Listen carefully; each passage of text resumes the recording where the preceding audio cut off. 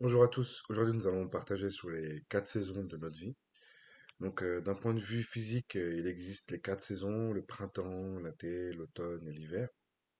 Et ces 4 saisons aussi sont aussi ou peuvent être aussi des saisons spirituelles. C'est-à-dire que quelqu'un, par exemple, qui reçoit une promesse de la part du Seigneur, très souvent, alors le Seigneur fait comme il veut, il est tout puissant, il agit comme il veut, voilà, il est le tout puissant, nous sommes que les hommes, il est le tout puissant. Mais parfois, il peut agir dans nos vies comme les 4 saisons de notre vie. Comme je le disais précédemment, donc il y a le printemps, l'été, l'automne, l'hiver, et donc si nous regardons même d'un point de vue physique, chaque saison, il y a un élément au niveau de la nature qui se passe. Nous allons commencer en automne.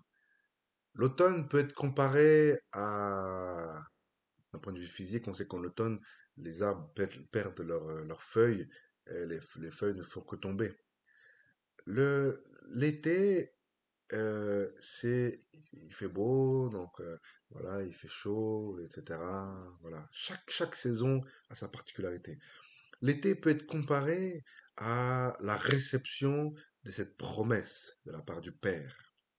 Cette promesse que le Seigneur nous donne, qui peut être pour un membre de notre famille, pour la conversion, ça peut être pour le travail, ça peut être pour avoir, par exemple, si nous voulons nous marier, avoir une femme, un homme, ou avoir des enfants, si nous sommes stériles, si peut-être, ça peut être pour les choses de plus quotidien, ça peut être une maladie pour un proche, sa guérison, ça peut être la conversion des membres de nos familles. L'été, l'été, nous recevons cette promesse. Le soleil est à son zénith. Nous sommes dans la joie. Nous glorifions le nom du Père. Gloire à ton nom, Père. C'est toi qui nous as donné cette promesse. C'est toi, Père, que ton nom soit glorifié. Mais ce que nous oublions souvent, c'est que à travers cette promesse, il y a aussi ce que le Seigneur va faire très souvent, c'est qu'il utilise euh, le temps qui passe pour pouvoir nous briser. Il va utiliser cette promesse pour que nous puissions manifester la foi. Lorsque les gens ne voient rien, lui, il voit. Lui, il sait. Il sait que cette promesse, c'est lui qui l'a donnée. Et sa parole ne reviendra pas vers lui avant qu'elle n'ait produit son effet, comme elle est déclarée dans sa parole. Et au travers de cette promesse, le Seigneur va travailler nos cœurs. Il va travailler nos vies. Il va nous briser. Il va nous humilier. Et nous allons passer par les 4 saisons. L'automne, donc je le disais précédemment, les feuilles tombent. Quand les feuilles tombent, ça peut être aussi comme dans l'hiver où il fait froid, où voilà, il fait froid, nous devons nous couvrir. C'est pas une saison des plus agréables. Voilà, il fait froid, les arbres sont sans vie. On a l'impression qu'ils sont sans vie. Il n'y a pas de fruits. Il y a pas. C'est comme si c'était une espèce de mort spirituelle, alors que pas du tout. Le Seigneur est en train de travailler. L'automne, l'hiver, il nous travaille en profondeur. Il nous brise. Il nous brise par les situations au travail, à l'école. Il nous brise par les situations dans notre couple. Il nous brise avec nos parents. Il nous brise avec les hommes qui sont autour de nous. Il nous humilie. Il nous met à part. Parfois, il nous met seuls. Il parle à nos cœurs, mais il nous brise. Et c'est pas parce qu'il prend plaisir à nous briser, pas parce que il veut que nous manifestions encore plus de fruits. Et à travers le brisement, comme une huile d'olive, comme une olive qu'on écrase, comme un grain de raisin qu'on écrase, afin qu'il en sorte son fruit, afin qu'il en sorte, pardon, son jus. C'est la même chose avec nous, comme un pressoir à vin. Il nous brise afin que nous puissions voir sa gloire. Il veut nous préparer à une nouvelle maturité, mais pour ça nous devons accepter le brisement. Beaucoup pensent que lorsqu'ils sont brisés, c'est l'œuvre de Satan. Beaucoup pensent que lorsqu'ils sont brisés, c'est l'œuvre de l'ennemi. Mais qui est Satan? Qui est Elohim? Sont-ils comparables? Jésus-Christ de Nazareth, Elohim, le Tout-Puissant, le Créateur des cieux, de la terre et de l'univers, est le Tout-Puissant. Il est capable de tout, en tout instant, en toutes circonstances. Il est l'alpha et l'oméga, l'aleph et le tav. le Tout-Puissant, le Créateur de toutes choses. Tout ce que nous voyons, toute cette nature que nous voyons, c'est lui qui l'a créé. Satan est un ange, c'était Lucifer qui a, qui a, qui a péché contre l'ennemi, contre le Seigneur, pardon, lorsqu'il était dans le ciel. Et à cause de son orgueil, il a voulu prendre la place du Seigneur, Jésus-Christ de Nazareth. Le Seigneur, ayant vu cela, il l'a chassé du royaume. Aujourd'hui, il est devenu Satan. Et il est un ange, il était un ange de grande puissance, chérubin protecteur, donc avec une autorité en tant qu'ange. C'est pour ça qu'aujourd'hui, il fait des dégâts en tant que Satan. Il a une certaine puissance, c'est vrai, mais est-il comparable à notre Créateur, au celui qui est le Tout-Puissant? Sont-ils égalables? Sont-ils comparables? Pas du tout. C'est pas du tout il n'y a aucune comparaison à faire.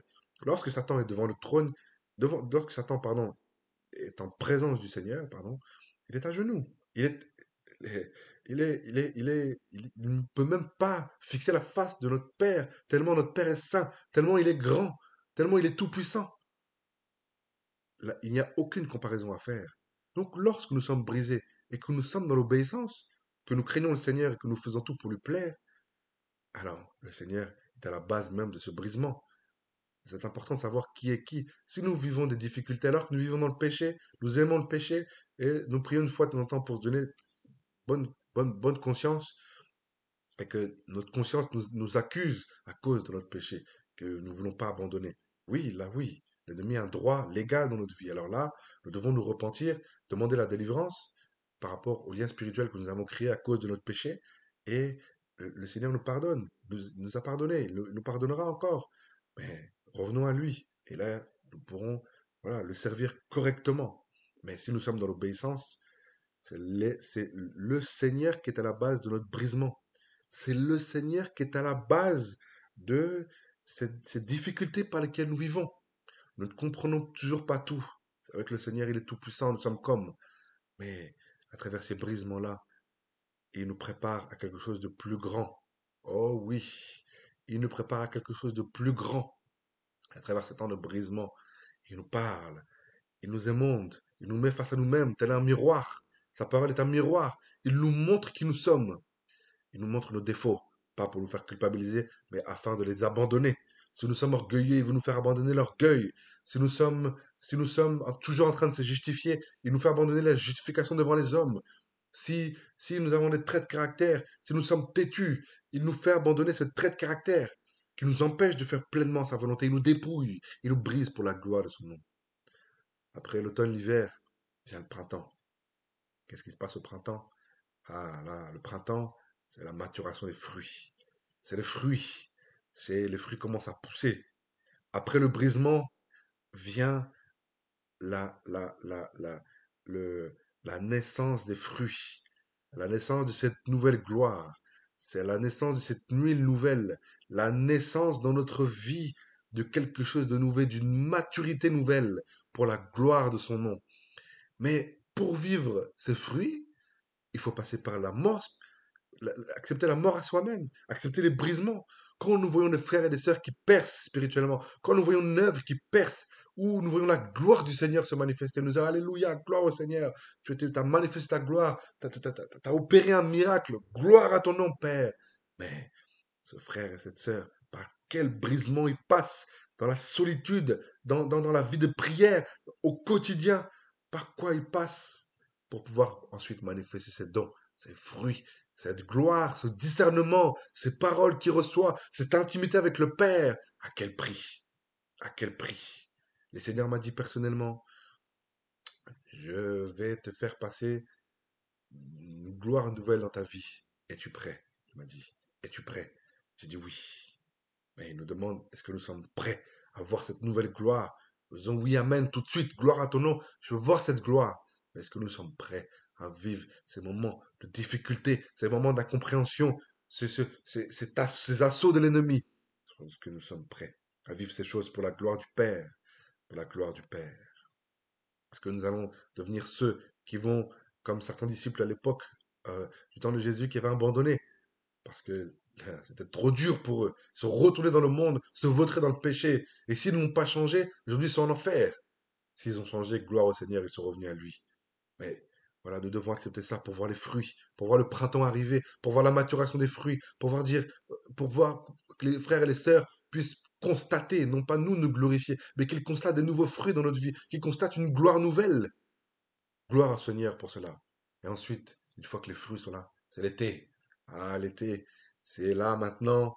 La manifestation, après le printemps vient l'été, c'est la manifestation visible des fruits, la manifestation visible de la gloire, la manifestation visible de ce que le Seigneur avait prévu. C'est l'accomplissement de la promesse. L'été, l'accomplissement de la promesse, l'accomplissement de ce que le Seigneur avait prévu. Maintenant, les hommes voient, voilà, la guérison de telle personne dans notre famille, la conversion, le nouvel emploi, le diplôme, toutes ces choses, mais qui sont passées par des épreuves difficiles. Les hommes glorifient le Seigneur. Mais est-ce qu'ils savent par quoi le frère ou la sœur est passé pour pouvoir arriver à là, à cet accomplissement de cette promesse, de ce brisement? Parce que le Seigneur aussi permet le brisement afin que nous soyons prêts pour cette gloire nouvelle qui arrive dans nos vies. Parce que en hébreu, la gloire est comparée à, c'est aussi traduit par un poids. Si nous ne sommes pas brisés, ce poids nous écrasera.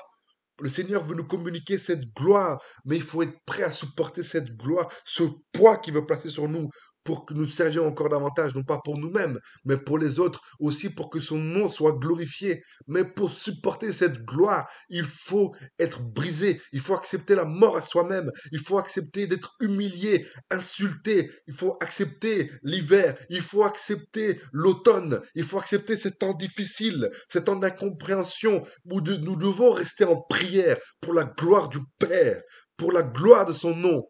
Et lorsque les fruits arrivent, lorsque l'accomplissement de la promesse arrive, alors nous glorifions son nom, nous élevons son nom, nous sommes dans la joie, nous sautons, nous chantons, nous sautons de joie, nous le louons, nous l'adorons, nous l'exaltons. Et ensuite, les hommes voient la gloire du Seigneur, ils voient la gloire se manifester, ils voient l'accomplissement de cette promesse, ils voient la conversion, ils voient ce que le Seigneur avait promis. Et nous sommes fortifiés dans la foi, parce que nous sommes passés par ces saisons, nous sommes passés par ces épreuves, nous sortons de là pas les mêmes que quand nous sommes rentrés. Nous sommes des personnes spirituellement, physiquement différentes. Le Seigneur, dans ses épreuves, nous fait prendre position, prendre des décisions. Il nous fait prendre des nouveaux choix stratégiques dans nos vies, des nouvelles manières de vivre, des nouvelles manières de penser, des nouvelles manières de faire pour la gloire de son nom, uniquement pour la gloire de son nom, afin que nous le servions davantage, afin qu'il y ait un témoignage qui soit donné aussi pour les frères et les sœurs qui sont peut-être dans des épreuves similaires qui vont aussi eux-mêmes à leur tour, quand ils sortiront de cette épreuve, pourront témoigner la gloire du Seigneur, la gloire de l'œuvre, la gloire de l'action de l'Esprit, et à quel point le Seigneur est précis dans ses promesses, à quel point le Seigneur est vivant. Beaucoup pensent que Jésus n'existe pas, beaucoup pensent que Jésus n'a jamais existé ou que c'est des fables, c'est une religion. Mais quand les gens voient les fruits, quand les gens voient la manifestation visible, qu'est-ce qui est impossible physiquement, mais spirituellement, le Seigneur a permis que ce soit possible. Alors les gens sont stupéfaits. Ils sont ébahis. Les gens n'ont pas les mots. Les gens ne comprennent pas. Quelqu'un qui a atteint du cancer, qui est condamné par la médecine, et autour de lui, il y avait des chrétiens qui priaient, qui avaient des promesses. Et quand il y a la manifestation de la promesse, c'est un témoignage pour la gloire du Père. Mais les frères et les sœurs passent par des moments difficiles. Le Seigneur les brise, il les émonde, leur fait vivre des injustices au travail, des injustices. Ces injustices peuvent être, par exemple, alors que la personne travaille est intègre, des baisses de salaire. Ça peut être un changement de service, du mépris, de la solitude. Ça peut être n'importe quoi. Le Seigneur utilise n'importe quoi pour la gloire de son nom. Et ne tombons pas dans l'erreur de dire non, c'est mon employeur ou c'est mon collègue, mon collègue de travail, c'est de sa faute. Ou alors c'est ma prof à l'école, c'est de sa faute. Non, n'oublions pas que derrière tout ça, le Seigneur nous utilise ces gens pour nous briser, pour nous émonder, pour nous apprendre, pour faire ressortir en nous ce qui lui ne lui plaît pas, soit qu'il nous a déjà montré, soit qu'il nous a jamais montré, mais à la fin, il veut que nous abandonnions ces choses, parce que ces choses peuvent, il voit que dans le futur, il peut voir que ces choses peuvent nous faire perdre le salut. Une fois, j'ai demandé au Père, qu'est-ce qui pouvait me faire perdre le salut? Qu'est-ce qui pouvait m'éloigner de lui? Sa réponse a été tout autre que ce que je pensais, l'entêtement. Il m'a dit l'entêtement. C'est l'entêtement. Voilà, c'est ça que tu dois abandonner. Et c'est quelque chose de, voilà, de très simple, c'est un trait de caractère, voilà.